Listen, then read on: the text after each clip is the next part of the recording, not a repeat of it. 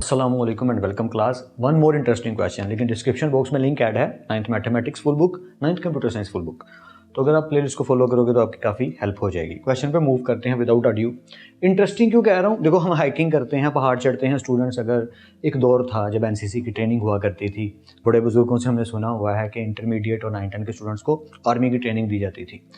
NCC की training, boy scout तो आपने वर्ड सुना ही होगा। तो अक्सर स्टूडेंट्स को ट्रेनिंग भी दी जाती थी। उनमें से कुछ लोग हाइकिंग का बहुत शौक रखते थे, यानी पहाड़ चढ़ने का। और अगर किसी ने एवरेस्ट मूवी नहीं देखी, आई हाईली रिकमेंडेड दैट। दो मूवीज़ बताता हूँ मैं आपको, प्लीज़ ये ज़रूर देखिएगा। एक का नाम है vertical limit, I mostly recommended, I don't want to miss this.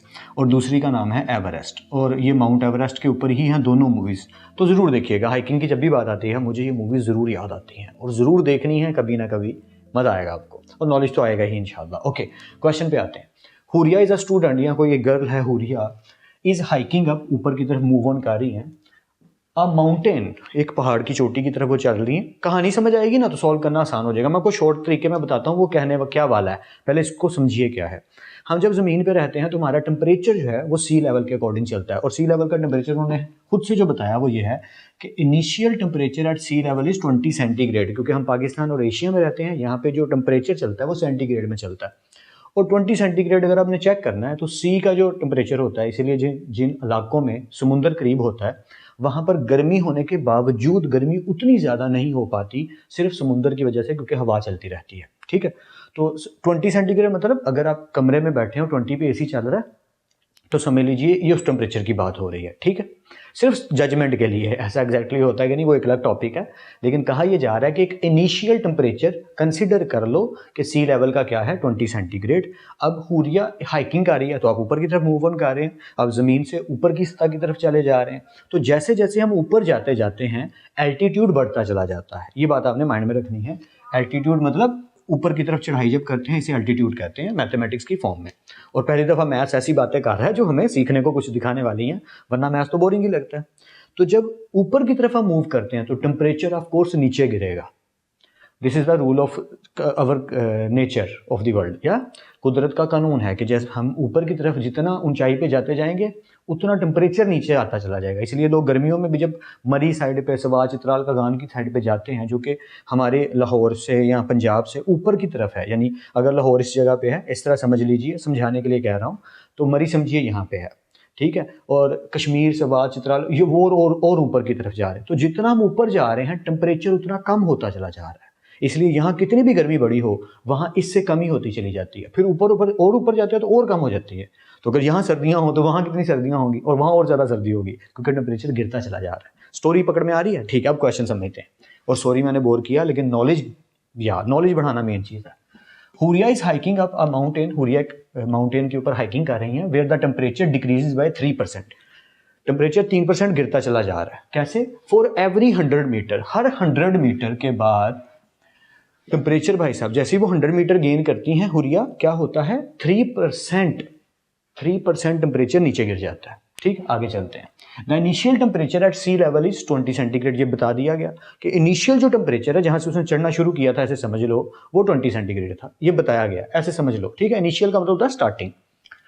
Formula भी बता दिया गया। अब यूजिंग दिस फॉर्मूला, अच्छा बुक सामने रखनी है ताकि क्वेश्चन में अगर मैं कोई मिस्टेक करूं, सोल्यूशन में कोई मिस्टेक करूं, तो प्लीज आपने कमेंट सेक्शन में मेंशन कर देना, ताकि आपके बाद आने वाला कोई भी व्यूअर है तो उसकी हेल्प हो जाए। ठीक है, okay. Using this formula, T यहाँ पे टेम्परेचर को शो कर रहा है। कौन सा टेम्परेचर? जो हम अभी डिस्कस भी करेंगे, जो हमने फाइंड आउट करना है। टी आई इनिशियल टेम्परेचर को शो कर रहा है, ये टेम्परेचर, और ये इनिशियल, ये टी आई है, जो कि क्या है, 20 सेंटीग्रेड। 0.97 एक वैल्यू है जिसकी पावर एक्सपोनेंट है h/100। h मतलब एल्टीट्यूड, हाइट। वो हमें क्या गिवन दी गई है उसके बारे में भी हम बात करते हैं। यहाँ तक स्टोरी समझ में आई? हुरिया एक पहाड़ की चोटी की तरफ चढ़ रही है, हाइकिंग कर रही है। हर 100 मीटर के बाद 3% डिक्रीज कर जाता है टेम्परेचर। इनिशियल टेम्परेचर 20 सेंटीग्रेड था। फॉर्मूला गिवन है, तो करना क्या है, या calculate the temperature, T find करना है, टेम्परेचर फाइंड करना है एट एन एल्टीट्यूड जब वो 500 मीटर की चढ़ाई चढ़ चुकी हो। समझ रहे हैं ना? जब वो 100 मीटर चढ़ती है तो 3% डिक्रीज करता है टेम्परेचर। स्टोरी पकड़ में आ रही है? हमें फॉर्मूला मिला है, इसलिए हमें ज़्यादा टेंशन लेने की जरूरत नहीं। हम जस्ट वैल्यूज पुट करेंगे, फॉर्मूला लगाएंगे, आंसर निकल आएगा। Don't worry about it. वो कह रहे हैं कि 100 मीटर जब वो चढ़ती है यहाँ से हुरिया चढ़ना शुरू हुई, मान लीजिए जब वो 100 मीटर ऊपर गई तो 3% गिर गया, फिर 100 मीटर ऊपर गई फिर 3% गिर, इस तरह करते करते जब वो करते करते 500 मीटर ऊपर गई तो बताओ टोटल उस टाइम पे टेम्परेचर क्या था। यहाँ से जब उसने शुरू किया था तब टेम्परेचर 20 सेंटीग्रेड था। क्वेश्चन समझ रहे हैं आप?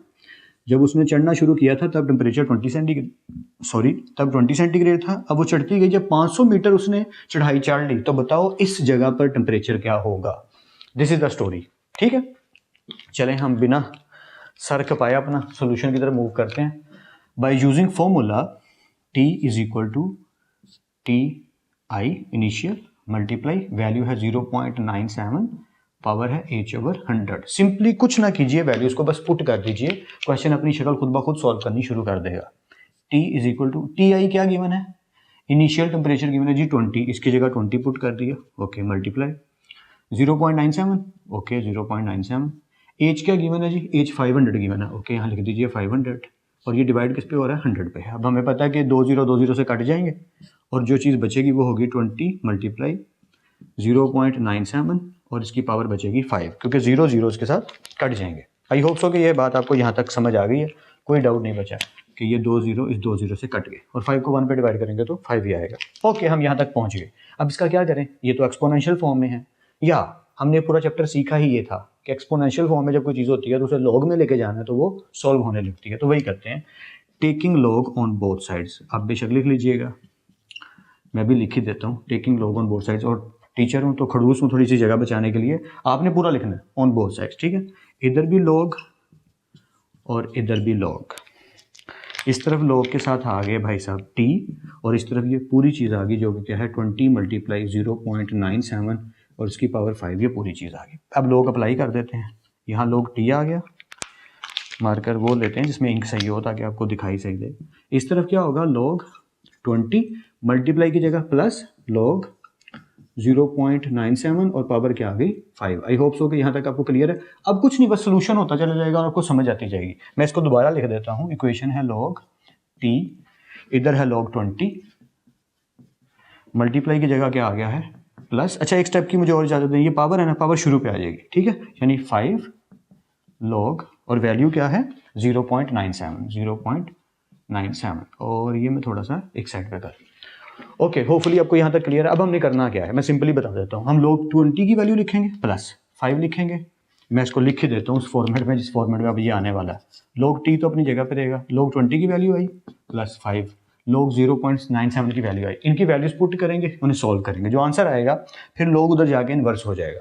तो मैं वैल्यूज लिख के रखी हुई हैं ताकि आपकी आसानी के लिए मैं यहाँ पे नोट डाउन कर दूँ। ओके, सो लॉग 20 की वैल्यू आई 1.3010 और लॉग 0.97 की वैल्यू आई -1.9867। ओके, यहाँ तक हम पहुँच गए।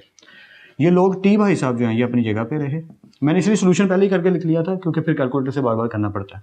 ये आ गया 1.3010 प्लस 5 को जब हम अंदर मल्टीप्लाई करते हैं इसके साथ तो हमारी इक्वेशन मल्टीप्लाई हो नहीं सकती। क्यों? क्योंकि ये हमारा नेगेटिव वैल्यू में आंसर आ रहा है।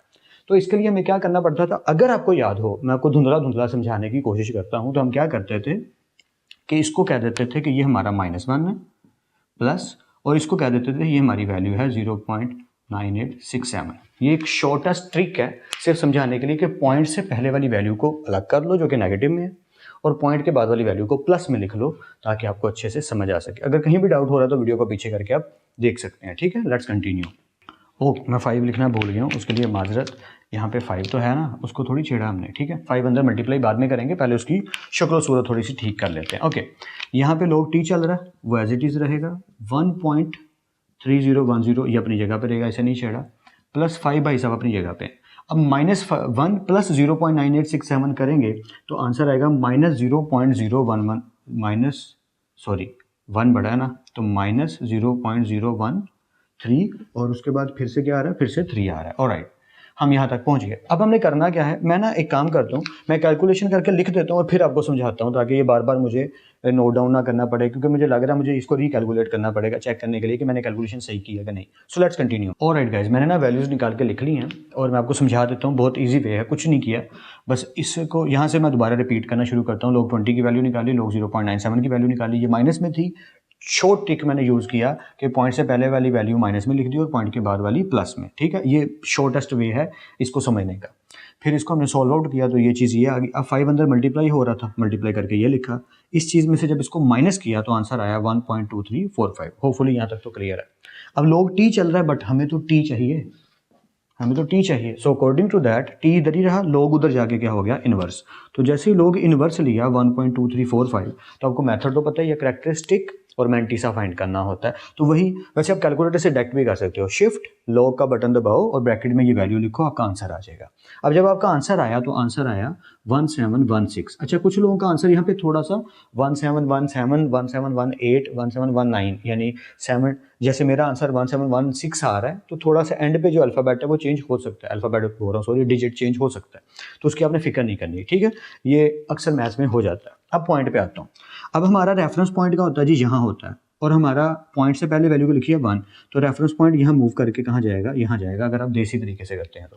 बट अगर आप कैलकुलेटर से करते हैं तो किसी चीज़ की जरूरत नहीं पड़ेगी, डायरेक्ट आंसर आप लिख सकते हैं। बस इस मिस्टेक का ध्यान रखना है कि इसकी गलती की गुंजाइश ना ही हो तो बेहतर है, क्योंकि सम टाइम क्या करते हैं स्टूडेंट, प्लस माइनस माइनस लिख के इस चीज़ को 5 को मल्टीप्लाई करके लिख देते हैं और कभी कभी आंसर गलत आ जाता है उससे। और मैं उसको थोड़ा पॉइंट आउट कर रहा हूँ कि इस गलती से बचने का तरीका ये है कि जब भी लॉग में वैल्यू आए, मान लो लॉग में आपकी वैल्यू आ रही है -2 ऐसे आ रही है, ठीक है, ये मेरी बात याद रखिएगा 0.3927, तो याद रखिएगा आपने करना क्या है, अगले पॉइंट पे पॉइंट से पहले वाली को माइनस में लिख लेना प्लस, और अगली वाली को प्लस में लिख के 0.3927 ऐसे लिख देना। और अब आगे सॉल्व करोगे तो कभी गलती नहीं आएगी। लॉग में मेरा ये रूल बताया हुआ हमेशा प्लीज़ याद रखिएगा, आपके काम आएगा। तो होपफुली मैंने जो बोर किया वो थोड़ा पे कर गया कि समझ भी आ गई होगी होपफुली। कहीं भी डाउट है वीडियो को पीछे करके देखिए, प्लेलिस्ट फॉलो कीजिए, लेक्चर को पूरे को ध्यान से समझने के बाद पॉज कीजिए, स्क्रीनशॉट लेना स्क्रीनशॉट लीजिए, पर खुद लिख के प्रैक्टिस ज़रूर कीजिए। अगर ये मेरा पढ़ाना 40, 50, 60% आपके काम आता है तो आपका खुद का लिखना 80 to 90% आपके काम आएगा। और मेन एजेंडा वही है कि आपकी अच्छी तैयारी हो जाए। फिर मिलते हैं नेक्स्ट लेक्चर में, तब तक अपना और अपने घर वालों का बहुत ख्याल रखिएगा। खुद आप सबको बेहद खुश रखे, बहुत कामयाब करें। खूब मेहनत करते रहिए लेकिन स्मार्ट वर्क के साथ।